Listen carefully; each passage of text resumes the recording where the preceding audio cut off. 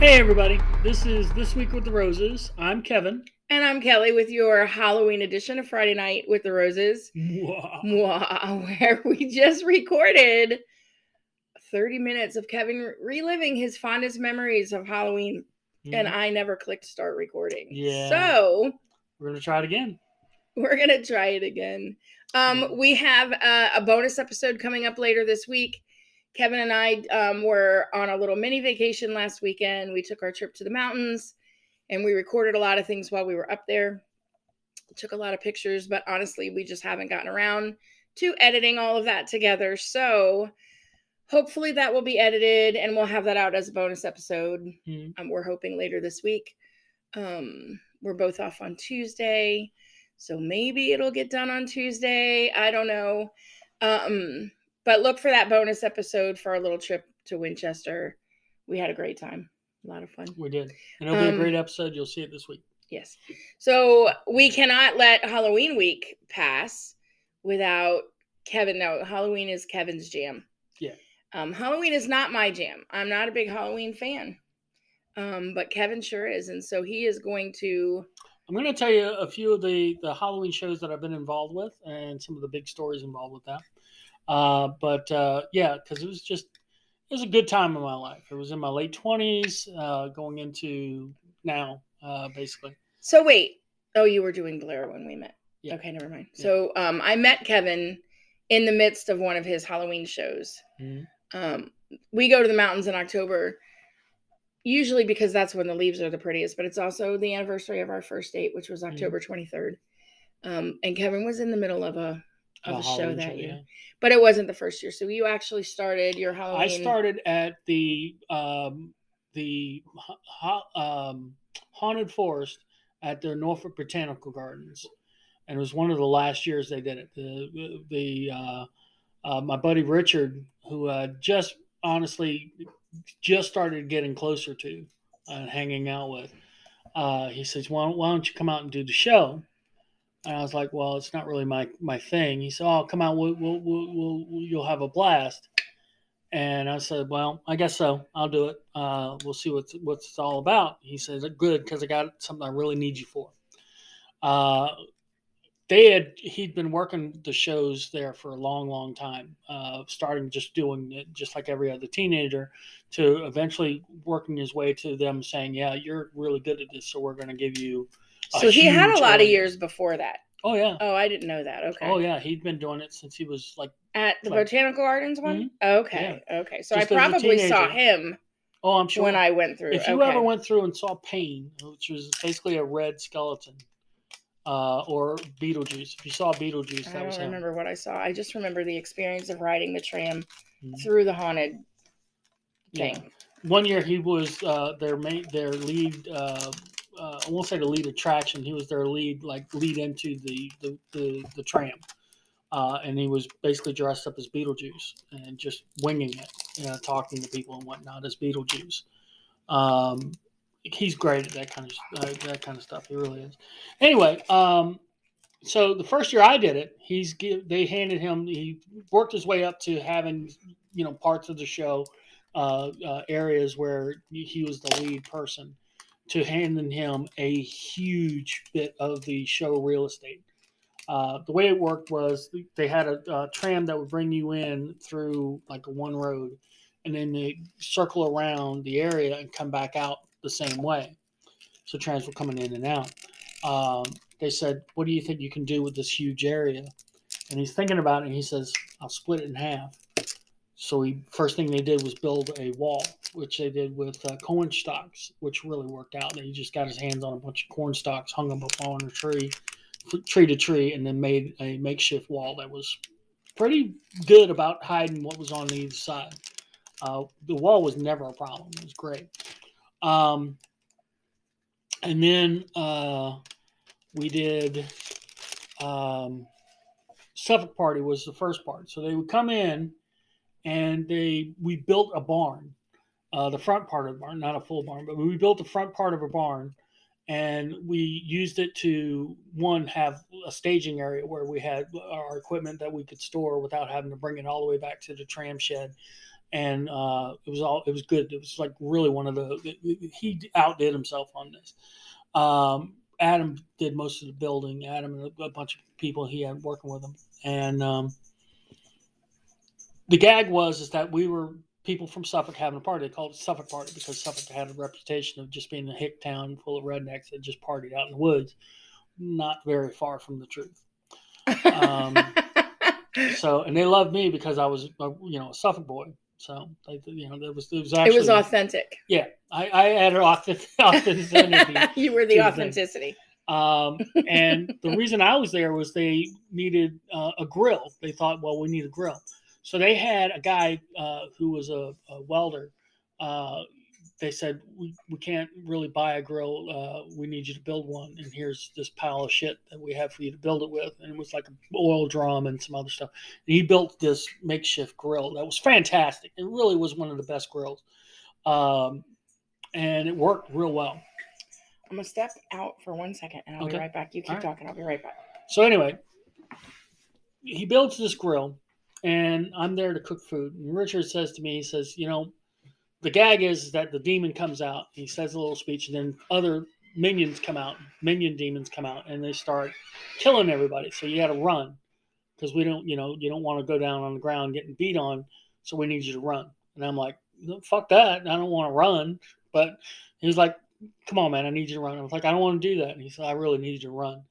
So I was like, all right, it's either run or get taken down to the ground and getting beat on, which I didn't want that because then I'd have to get up. So it's the choice between running or having to get up off the ground.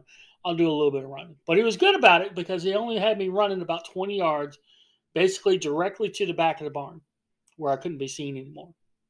So it was great.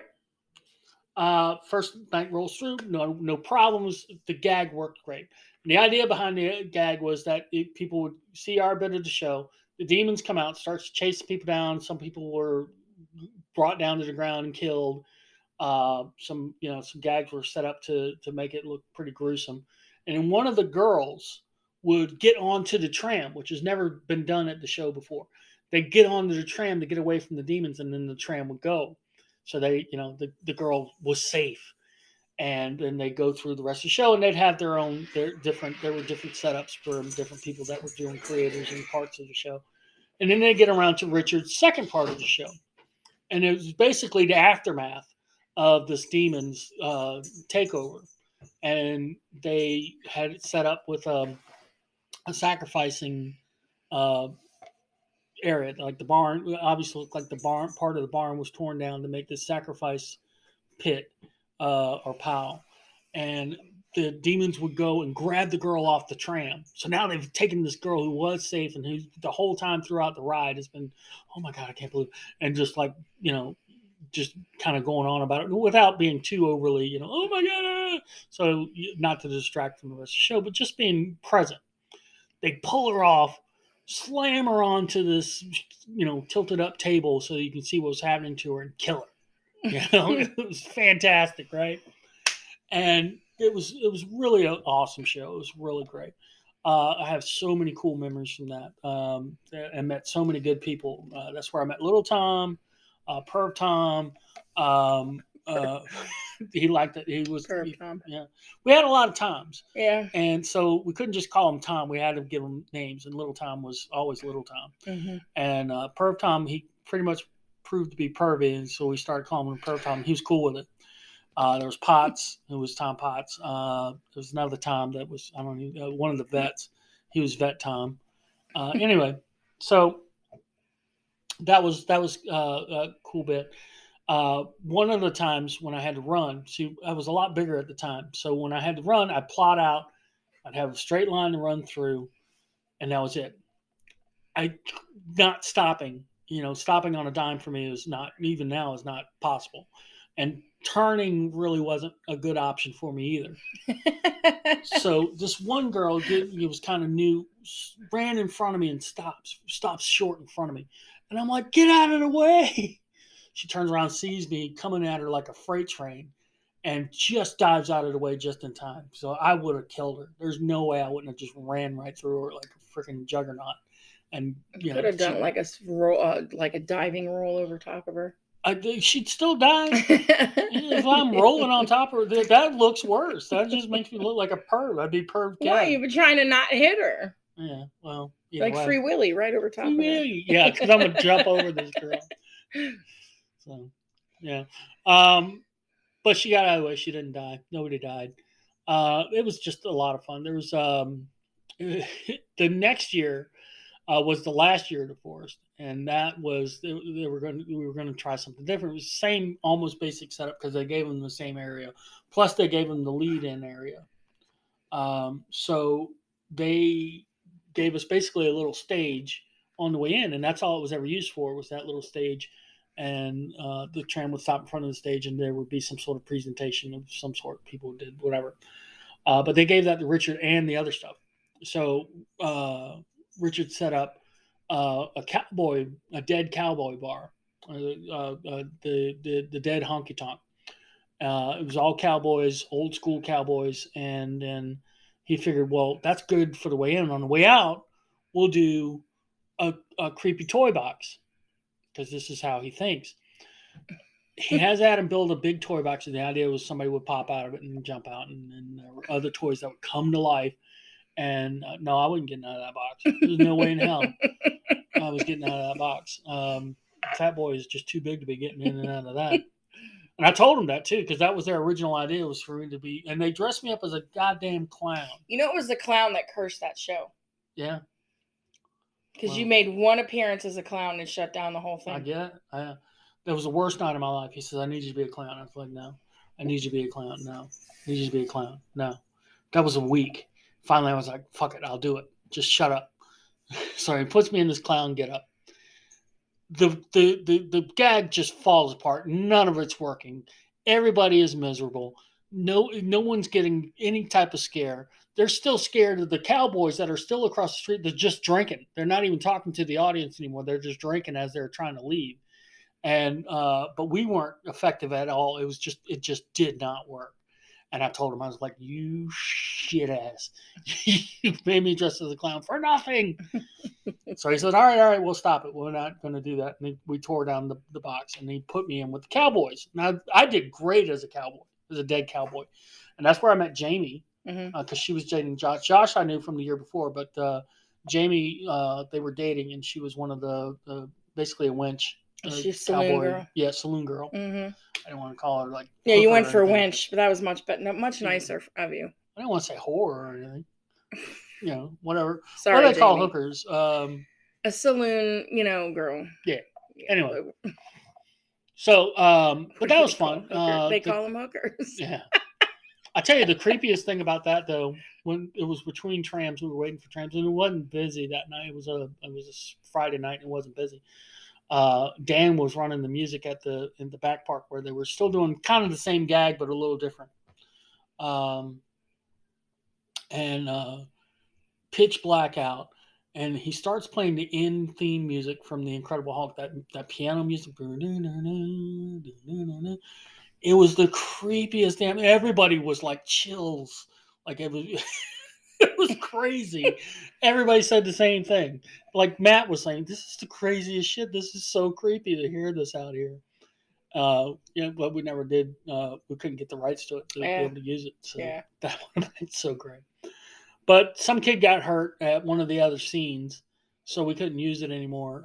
They shut down the botanical gardens, and we thought that was it. Yeah, that's it. Well, one of the organizers for the Haunted Forest, a guy named Frank, who's a gym coach for wrestling. He's actually one of like the top wrestling coaches in the state of Virginia. He was really into it though. Frank's kind of an excitable guy. If you ever meet Frank, you'll get what I'm talking about. Anyway, Frank talked because he was working at Blair Middle School in Norfolk at the time, and he talked his principal into letting them use the school as a venue. And the venue is great venue. The downside to the using the school as your venue, though, is that basically you have to put it all together on Friday night before the show starts, like really early. And then after the show's done on Sunday, you got to tear it all down because it's a school. It's an active school. And Tilly's barking. Anyway, because couldn't do, that was the downside to it. It was really kind of a big downside. It was kind of a pain in the ass. But the first year they had us, or I was in the broiler room. And let me tell you, that was the best. The boiler room was so creepy. It is exactly what you think it is. It was the school's like 100 years old, and they had this old broiler in there that they still use, and it was great. We had a broiler or a boiler. I guess boiler room. And broiler is different. Yeah, cook things on. Big boiler room. Anyway, we had the idea was that we had the collector down there, and I don't know if you know Crowder. I don't know if you've ever met Crowder. He was probably the collector. He was talking to people, and then Adam had on a demon outfit that we used actually in the forest. That was part of the Suffolk party. The demon was on stilts. It was a guy on stilts with these big arms, and he'd be about 12 feet tall. And he was guiding, he was come out and do a little thing. Well, Adam did the demon. He was the best at it. He's absolutely the best. He's crouched down. He knew how to walk on the stilts real good. So he was crouched down. He'd walk up to somebody looking like a normal sized person and then pop up, bigger than life right in front of them. Well, that worked because people would, we literally had people piss their pants. Like they would literally piss their pants right in front of us. There was a 12-year-old girl that tried to run, and my job was I was basically a wall. I was meant to keep people from running up this ramp that went to a door that led outside. It's just a door, and actually outside the door was the hot dog vendor the guy who would sell hot dogs to us and whatnot. But I had to keep people from going up there and direct them to go the other way, which led to more of the school. This little girl decides to take the turn, and I have to grab her. And because I'm like doing this number, I've completely lost my footing. I go down, but I'm still holding on to her. She's screaming, and I'm like, no, go the other way, go this way. I couldn't believe it. She took me down hard.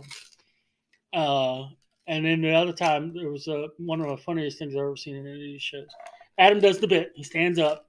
There's this couple, this real buff guy, and this his girlfriend who was just, a normal sized girl. She wasn't, a buff girl or whatever. She was a real tiny girl. She was kind of like Sherry's size. Mm-hmm. The dude jets. He's gone. Like the Flash. Completely gone. She freezes. She doesn't know what to do. But he is completely abandoned this girl. And Adam is one of the few times that it's probably the only time I've ever seen Adam break character.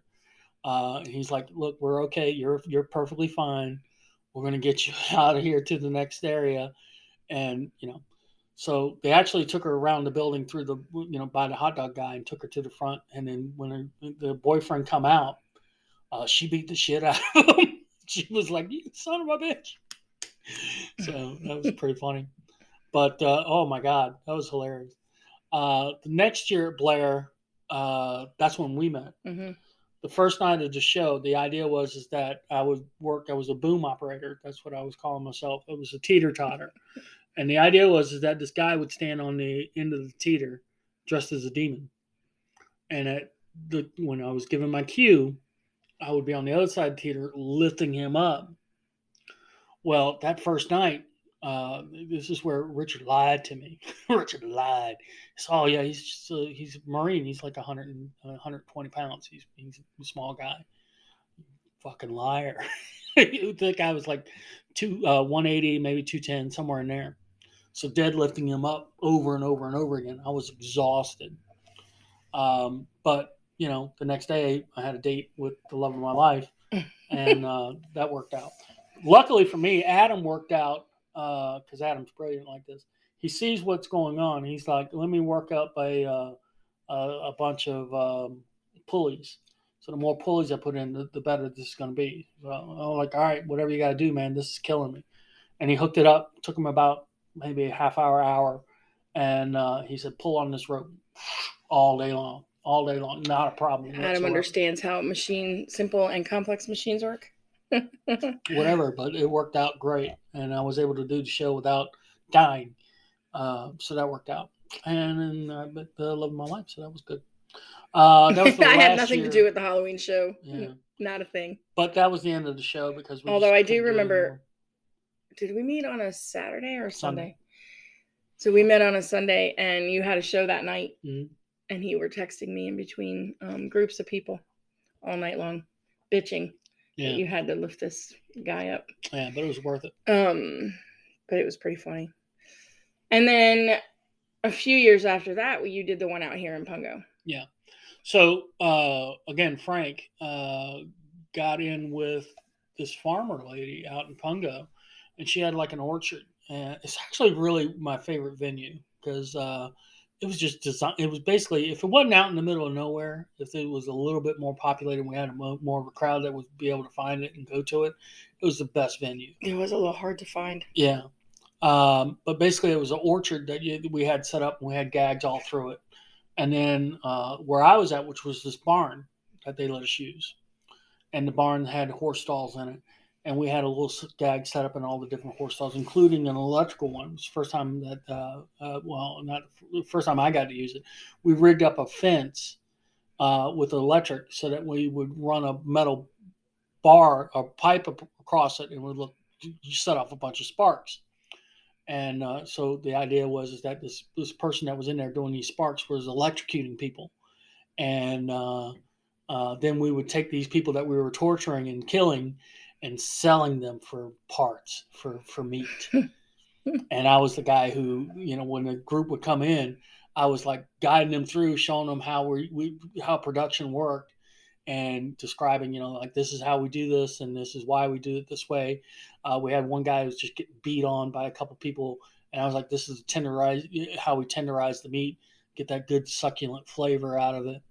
And then I get them to the end, and one of the other, because most of them were teenagers, but I had two adults working with me, Lisa and Shantae. Shantae would be like, these aren't purchasers. Purchasers aren't here yet. So if they ain't purchasers, then they're product. And I'd pull out this big scythe, and I'd come out after them, and they'd start leaving or whatever. So that was the gag. That was the year I just went and took tickets at the gate, and this group came running out, and it was like this long country road, to get back to where they were at. Stop they ran through. I mean, the barn. They were flat running, and by the time they got back up to where we were, they're just like collapsed on the ground. Like, one guy had like completely run out of his shoe. So we had to radio in and we had to find the shoe. Like, this kid lost his shoe. Like, we had to try to find the kid's shoe. But man, they were cursing. And it was a great show. But we didn't get the venue again. And then a few years later, we got a venue also in Pungo. This was a little bit more findable. Yeah, not quite so far back. Yeah. It was right next to Pungo Pizza, but I didn't know this, but there's a damn airport right there. It was literally an abandoned airport in Pungo. So it's like a Scooby-Doo villain type thing. So we haunted it up. We just ran the first year we just ran different gags through the thing. Adam was hanging a girl. And it was a fun time. We had zombies. The last bit of it was people would run out and there would be zombies. So great show. The next year we did different gags, but the idea was it would tell a continuing story. And the story was the evil orb that crashed on Earth, millions of years ago. And it started with a kind of a statics where, creatures would come up that were, just, they weren't people or anything. They were just statics. Moving through, it would kind of tell the story of what the orb does to people. And we had a steampunk area where there was a mad scientist. That was what Dan was doing, because he was kind of in the steampunk at the time. And it was great. It was a real good show. And then I was the last bit of the show. It was the part where they were leaving. And the idea is that I was guiding a bunch of teenagers through the area, and I was explaining that the legend of the orb, and that it was just a legend. There's nothing to it. And the kids weren't paying attention because they're looking at the phones because they're teenagers, right? And on cue, they would hit an app on their phone, and the idea the phone would turn bright green. So they'd have this green glow flashing from their phone into their face. And then they would turn on me. and they grabbed me and slammed me into the sign that we had to Sherry painted it, as a matter of fact. And they would start beating me and, trying to kill me.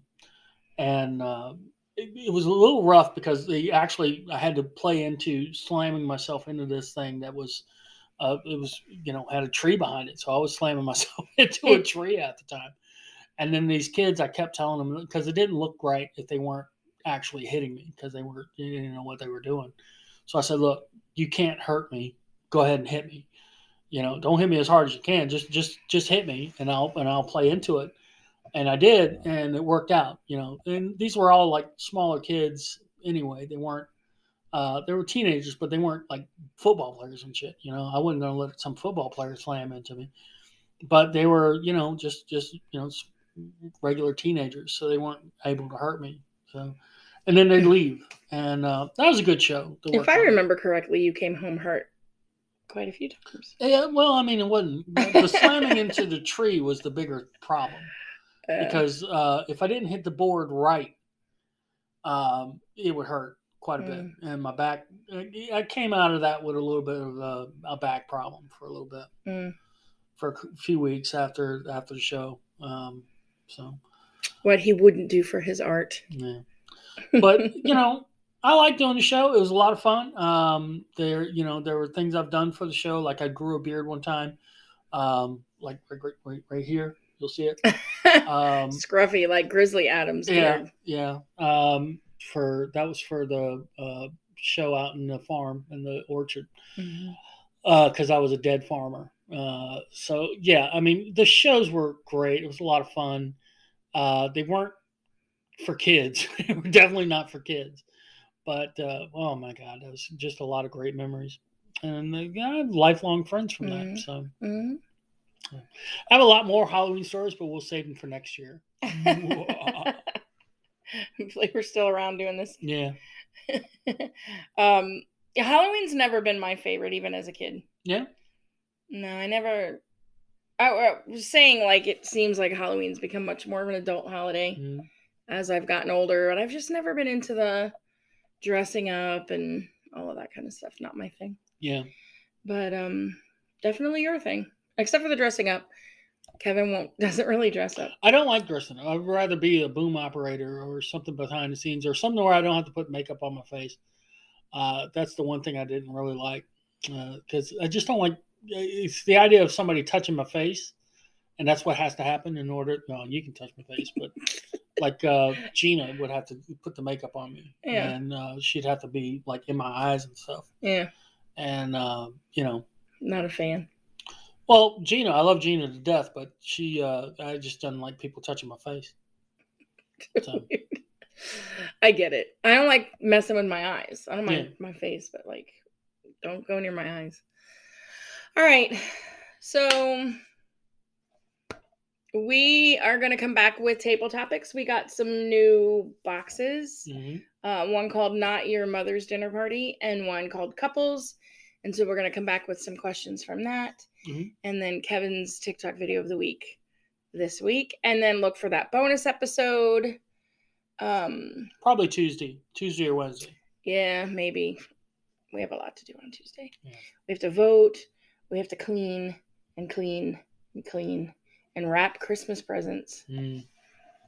Now that Halloween is nearly over, I have all them pretty much done Christmas shopping. But we just need to get them wrapped up. But yeah, set up staging areas. We'll see if we get around to editing anything. Yeah.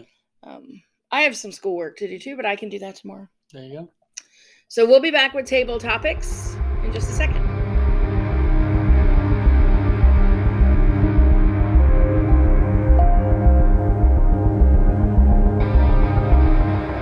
We're back with some table topics. Our new ones look like this. Yeah.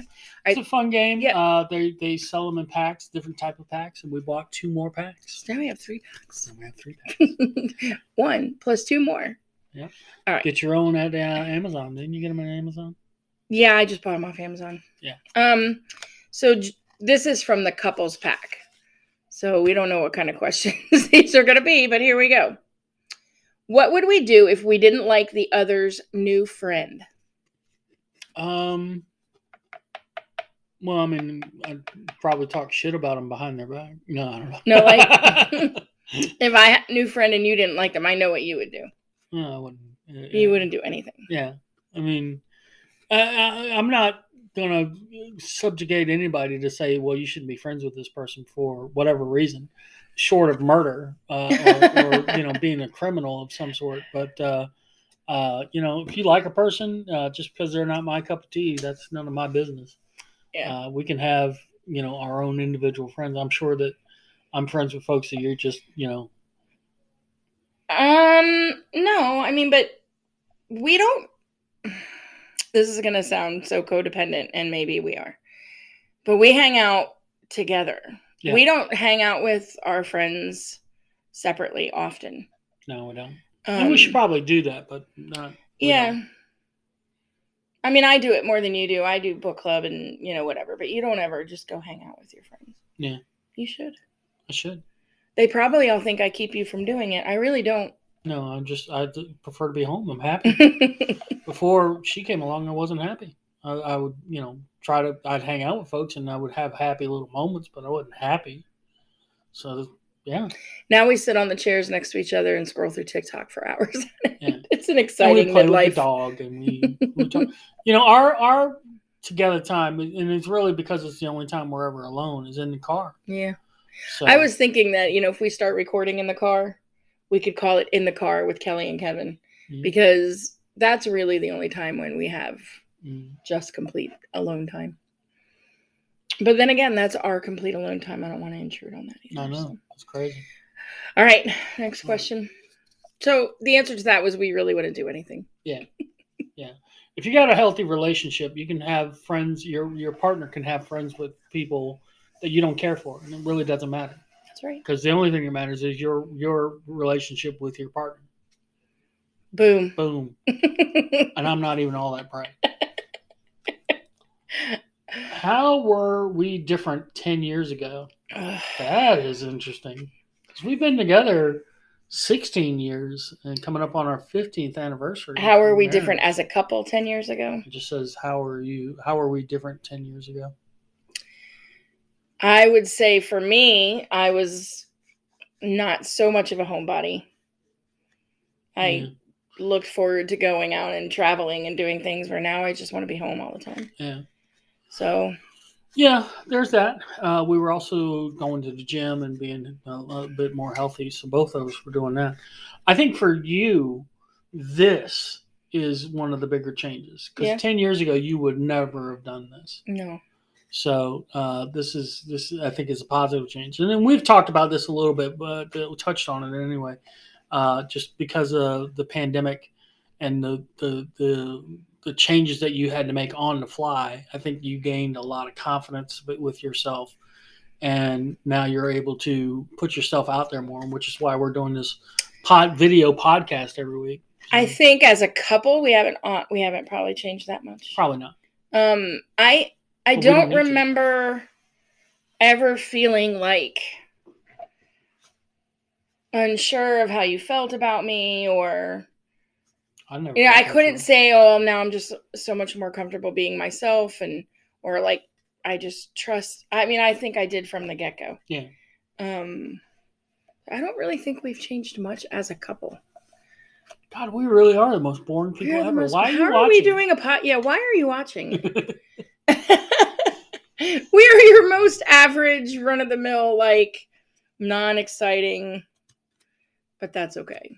We have each other, and that's what matters. If you don't like it, throw us a comment. Why are you watching this show? Yeah, go fuck yourself. Just kidding. Yeah. All right, well, that's my one. Okay. Next for you. All right. What do we want said about us as a couple? Wow. We actually had talked about this a lot, where we wanted to be seen as like, see, we don't have a lot of the same stressors that other couples have. We don't have children. We don't have any money, so we don't have money to stress about. But we've never gone through a home buying process and all of that kind of stuff. So I mean, money is a stress just because, I mean, Everybody has money stress. Everybody has money stress and bill stress and that kind of thing. But we don't have children, and I think that adds a complete other layer of to a relationship that we just don't have any experience with. Mm-hmm. But I think we've said before, we like to be that couple that people look at and go, they're so made for each other. Yeah. Like, we don't keep secrets from each other. We're at times, I think I'm more brutally honest than he is, because he's more like, he doesn't, I think that there's things he probably gets very annoyed with me over, but he just doesn't say, or things that bother him that he just doesn't, not to the point where he'd have to mention it. I am a mentioner of things that bother me. Yeah. So I come by that, honestly, but I just think that we talk about everything and we like being around each other. I'd rather hang with you and do nothing than be anywhere else. So for me, I think about like my niece and nephew, like, and I want them to look at our relationship and think that's how a relationship should be. Mm-hmm. Or if I think about your goddaughter, and I want her to think when she's thinking about whatever relationship that she's in, that this is the goal, for this type of relationship to have open, honest communication, hanging out with each other, being comfortable with each other. And that's a big thing. Be comfortable with the person that you're with. If you're not comfortable with that person, it's probably not going to work out. And there's just this level of how you allow people to treat you too. Mm-hmm. I mean, I've had relationships with men where I was like, at the end of that relationship, like, why the hell did I allow that? Or why did I let myself be treated like that? So I think I was at a place in life where I was okay to just be alone and by myself when I met you. And then I fucked that all up. But there's no judgment from you at all. There's no negative talk. There's no, psychological bullshit happening. Yeah. I think sometimes women allow men to treat them in ways that they don't even realize it's not good and not healthy. And we're probably the complete polar opposite, to the point where it's probably not healthy how much we don't I don't know. The only thing lately that's bothering me with Kevin is that at night he'll turn away from me in bed, and then he'll fart in my direction. Under a blanket. So it's not like I'm just... It doesn't matter. It doesn't matter. And then last night, my back was bothering me. So I was like, hey, if I just lay flat on my stomach for a minute, can you just press on my back? Just like lightly press it, because I just felt like it needed to be stretched out. So he's like, sure. And I go to lay down like on my stomach, and he just farts right there. And I'm like, thanks anyway. Like, I'm not about to put my head near your ass now. And he's like, oh, I'm sorry. And it was just that kind of thing that's my biggest complaint right now. And that's nothing. Well, being how I've on this podcast talked about shitting on myself, a little fart from here and there, that's kind of be the acceptable. Okay. Just saying. Because there are multiple shit on myself stories. You've only heard We've heard one. a few, yes. All right, moving on. What trip most affected your life so far? Ooh. What trip? Yeah, because we've famously talked about our travels. Famously? Yeah. Like, we're famous. Yeah. For me, I think the Tennessee trip, the first one. I love that trip. And there was so much good memories from that. Yeah, I agree. I 100% agree with that.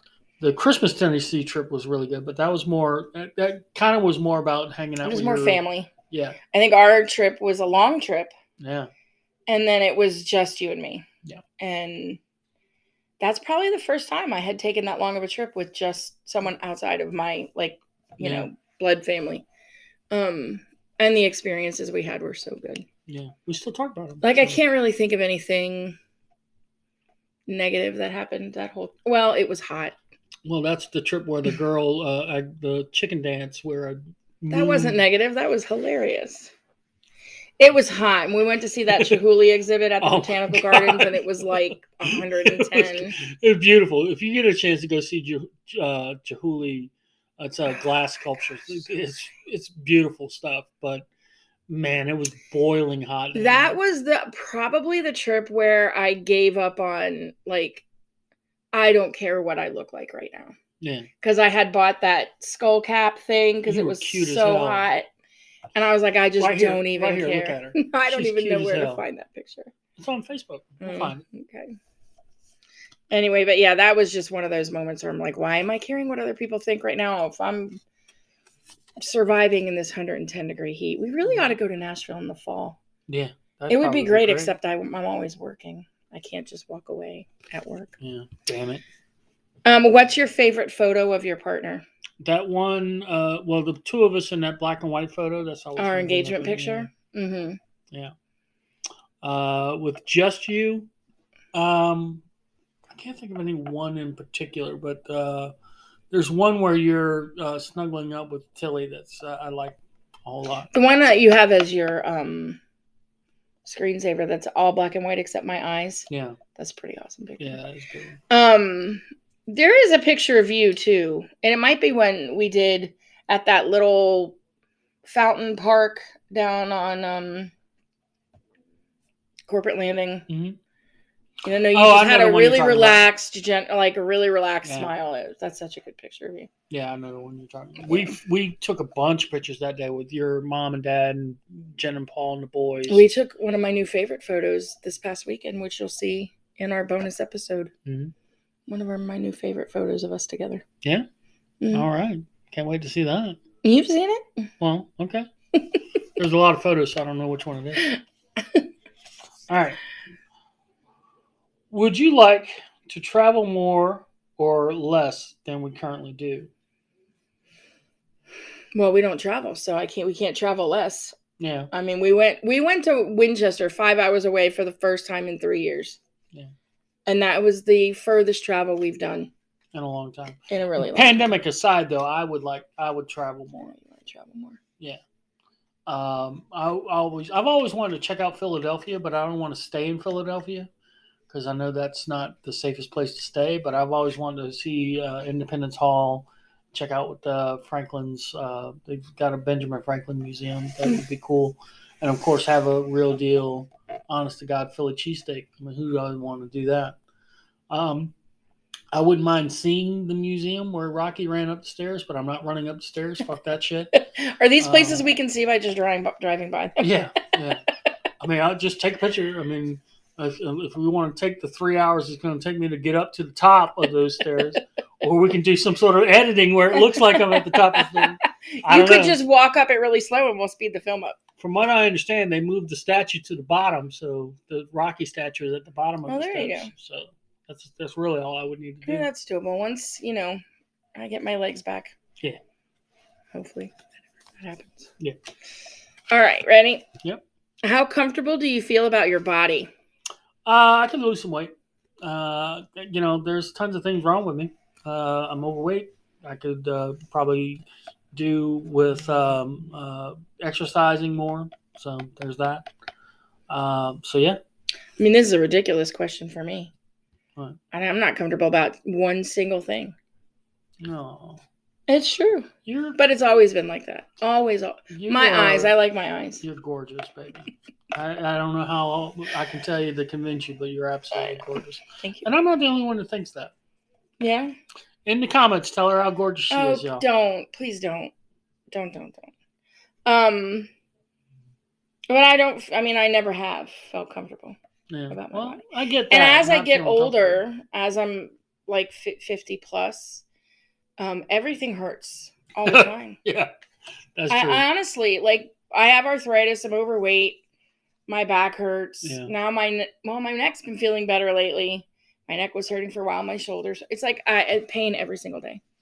Every now and again, I'll get something in my knees because my knees, both of my knees have had injuries. So every now and again, like I went to stand up the other day or yesterday. Yeah. And I thought I was going to go down because my knee was just like. Yeah, and I said, well, you can't go down. You're not allowed. You're the only one that's still functioning here. Yeah. All right.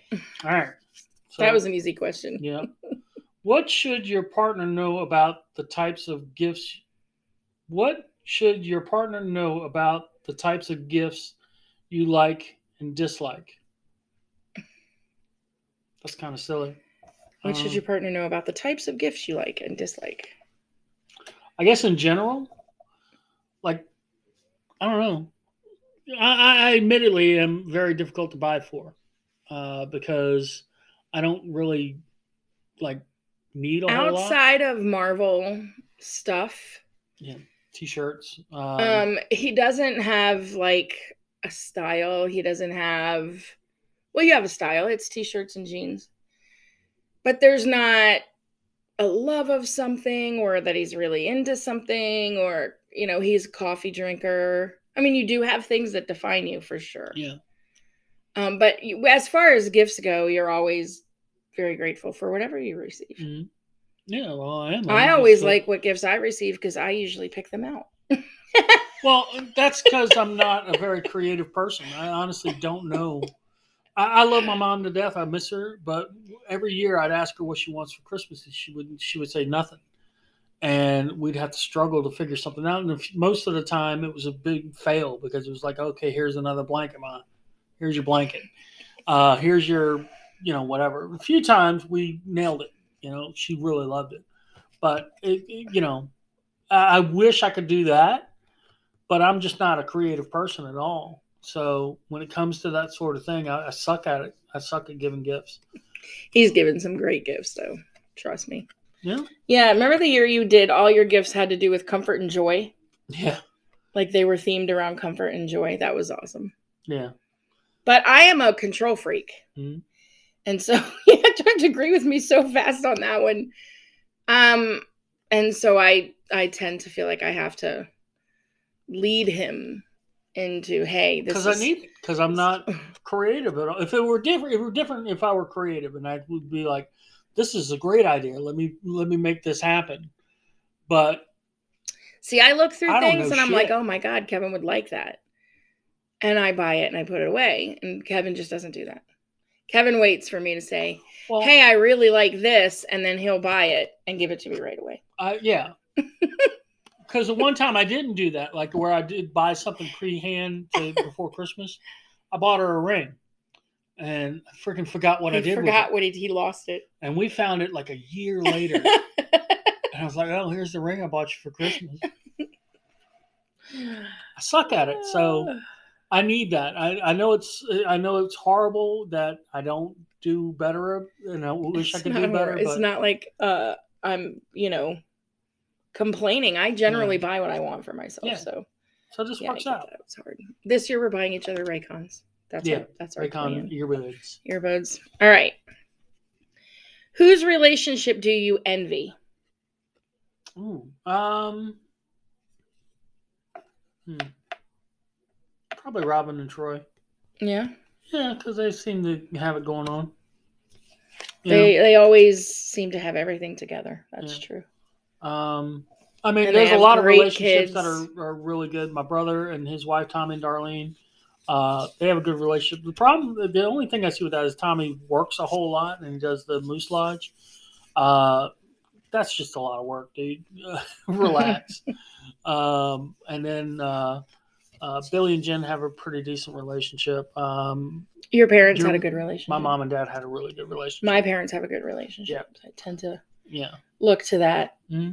Like, you want to talk about sticking to it and staying with a person through hard times and good times. And I mean, that's really what it's all about. Mm-hmm. No judgment. Express your frustration. Don't bottle it up. I feel like that would be my biggest piece of advice, is get to a point in your relationship where you are comfortable sharing things that bother you, because if you keep it inside, it will eat away at you. And then you'll end up resenting that person and not wanting to be around them. And it isn't even their fault because they had no idea. There you go. So, better out and in. That's what my dad used to say. Yeah, I apologize a lot to Kevin. That's for sure. Yeah. My temper, I have a short fuse with a lot of things. And so he's the receiving Really end of hates it because not always. Yeah. Certain situations. Yeah. I'm not really that way with anybody else but you. Mm-hmm. You hear a lot of shit, and then I'm like, I need to get myself in a better headspace. You just let me rant. Because you need to be able to do that. He if also I'm the person will that lets you do that, then that's fine. On his lunch today, I was laying down, kind of half taking a nap, scrolling through whatever, and he came in and made us both lunch. Came in and he laid down, and I just continued scrolling through TikTok until I realized about 10 minutes in that I hadn't even said anything to you. And I was like, I really should put my device down. And well, I was eating too, so. I mean, it wasn't like I never acknowledged he was there. Yeah. We talked. I just didn't. Yeah, it wasn't my attention was split. I only got a half-hour lunch, and I only had a few minutes to eat. I had some leftover pasta. So some stuff I made while she didn't eat. We're really not a thrilling couple. We really aren't. All right. Last question. What most frightens you about growing old? The growing old part sucks. I'm worried about my eye, and I'm hoping that it doesn't get any worse. Because if I'm blind, then we're completely fucked. I don't even know how that's going to work. Finances, like what happens when we can't work anymore? What's anybody even thinking about that? Because the world is so jacked up right now. So I do think a lot about like what happens to us long down the line because we don't have kids, and so it's just going to have to be a murder suicide. We'll get on a boat. We'll get the boat. We'll ride until we run out of gas. I don't know. What was it we heard the other day? And it was like, we were listening to we needed to get back to that. Yeah. An old one of our old favorite podcasts. We were re-listening in the car, and they have this little mascot of the podcast, this evil little honey jar, and this sounds ridiculous. You really have to listen to it. Called Nugget, and Nugget is evil, and Nugget said, "There'll come a time when you'll live without the person, or what was it? You'll see the person you love the most in this world die, and if you don't see that, then you'll know that they have to live in this life without you." And it was like, oh my God, like it was horrifying. It was horrifying. But yeah, I mean, that's obviously what is on my mind a lot. I have lots of anxieties over stuff like that. That's what eats in my head a lot at night. But well, like I said, I just worry about the finances of it. Like, what are we going to do if we can't work? I don't know what the future holds. The state anybody of the wanted to buy some up. Color Street nails? That would certainly help out. Out. Hey, I've had some friends this week buy some really cool Christmas ones. Yeah, I mean, Christmas time's coming. Christmas time's I still have my Halloween nails on, but they're coming off tomorrow. And then I don't know what I'm going to do to get through Thanksgiving. Well, probably some fall. Do you have some fall? Mm-hmm. You just do a lot of fall. Yep. Your mom was making apple pies today. Oh, that smells so good. When I failed a little bit to use the bathroom a little bit ago. Oh my God, it smells so good. But anyway, we're going to wrap this up because it's probably 7-something and we haven't even fixed dinner yet. I got to do dinner here. So we need to do that. But we'll be showing our TikTok video of the week. And here it's a Halloween spectacular. I loved it. I saw it on TikTok and I was like, there's a lot of actual Michael Myers on TikTok. There was one of my favorites is this guy who's been doing it all year long. He drives around and it'll be his, Michael Myers mask. And he turns and looks at people who are parked next to him, and they either start laughing, realizing like they've seen the TikTok, or they shit themselves. I saw one today where he was walking like in a field on a road, Yeah. And this car pulled up, and the car's like, "Get in the car!" And he like turned. And looked at him. Michael Myers of Decatur, Decatur, Illinois. That guy's hilarious. It's so funny. His wife hates it. So anyway, we'll be back, and then we've got that bonus episode coming up at some point. So until then, we'll see you guys next week. Bye, everybody.